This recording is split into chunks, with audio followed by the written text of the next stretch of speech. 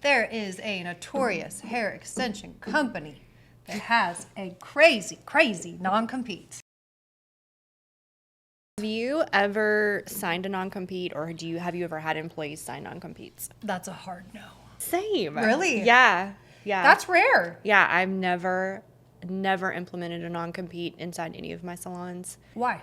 I personally feel like there is nothing that anyone could ever offer an employee that would be worth them signing away their right to work in their hometown. It's weird, right? I'm gonna spice things up a bit here.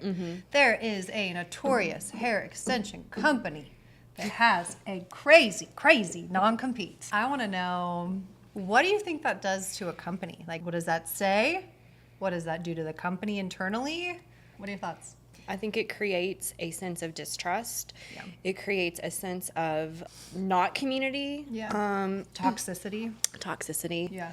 I think our entire industry is based on sharing knowledge. Yes. I do not think that any of us own rights to how to stitch anything. Like, here's the deal. Sew-in wefts have been around forever. I learned how to sew wefts into braided hair when I was in beauty school in the 90s, and it had been going on way before that. Same, yeah. Are there new techniques and methods that are safer and easier and faster? Yes. Totally. But all of those methods are based on knowledge that is not new. It's not, the creators of these methods didn't come up with this specific thing. Like, all of this is just kind of a melting pot of ideas and experiences. And that's one reason I like the beauty industry, though. Yeah. It's continually growing and changing and improving. Exactly. But it all comes back to, like, roots. Absolutely. I understand there's a line, like, there is proprietary information, and I don't want somebody coming to one of my classes and then saying, hey, I can teach the platform method and blah, blah, blah. Completely. That's not what I'm saying. That's a different story. Yeah.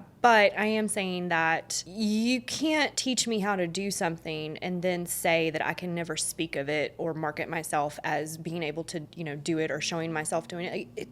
It's just not how it works. Wild. Nobody likes to be, if I could count the amount of times people have stolen information, things, proprietary notebooks, classes, lessons, course material, I wouldn't be able to count. Yeah. Do I condone that behavior? No, because I think, like, you should be creative and use your own brain. But do I have control over that or think I have control over that? No. Yeah. Not at all. I also heard a saying a long time ago that's really helped me focus on, like, continually improving, and it's don't fight back, fight forward. Absolutely. And it's something that I really, like, think of often. When you're continually focused on fighting back and fighting against something, controlling, it creates and breeds this, like, weird, toxic, like, narcissism almost. Absolutely. For a lack of a better word. But I think if you can continually create new inventions and new courses and new things, then people are already going to be, they're going to steal information from you anyways, but they're going to just be eating your leftovers. Yeah.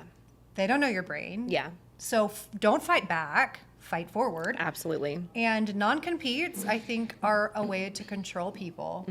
We've had girls leave our salon, and we've invested thousands of dollars into education with them. I've, like, had days, like, one-on-one days with them, and, like, really invested a lot of time, and they've left and gone to another salon just because of, unforeseen circumstances.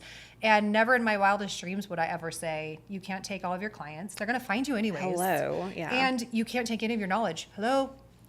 It is what it is. And you can't share with anybody else. Well, people are going to watch you anyways. Yeah. It's just weird controlling. It is what it is. I do feel like I have to say this. Non-competes, no. I do work with contracts inside my business. And I think that they're, if you set that expectation, like, hey, I'm going to give you my all. Yes. I'm going to do one-on-one classes with you. Yes. I expect you to work for me for a minimum of X amount of time. Right. Like, I think that those kinds of contracts are basically just good communication. Yeah. But when you start controlling and threatening with, like, legal action and all of those things, it's like, I'm sorry, I don't have the energy. This ain't it. Yeah. I like contracts as well. I have all my assistants sign contracts, employees. I think it's helpful to help them know where the lines and boundaries are too, for their case and for yours.